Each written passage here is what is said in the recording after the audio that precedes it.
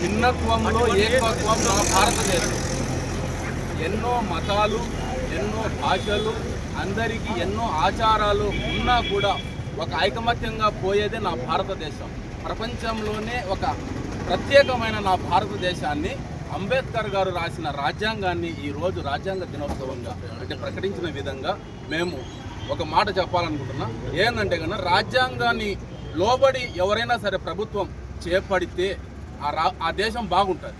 అలా కాకుండా రాజ్యానికి విరుద్ధంగా మీరు ప్రభుత్వాలు ఏవైనా చేస్తే గన విరుద్ధంగా అంటే రాజ్యాంగాన్ని దాటి చేస్తే అవి వచ్చేసి మీకే కాదు భారతదేశం కూడా మునిగిపోయే అవకాశం ఉంది. ఒక మతానికి కానీ ఒక ప్రాంతానికి కానీ చెడు చేసే పనులు చేయకండి. ఎందుకంటే గన నిన్న జరిగిన యూపీలో మేము దాన్ని ఖండిస్తున్నాం. ఆ గలాటను యూపీలో మత సామరస్యంగా పోకుండా చేస్తున్నారు.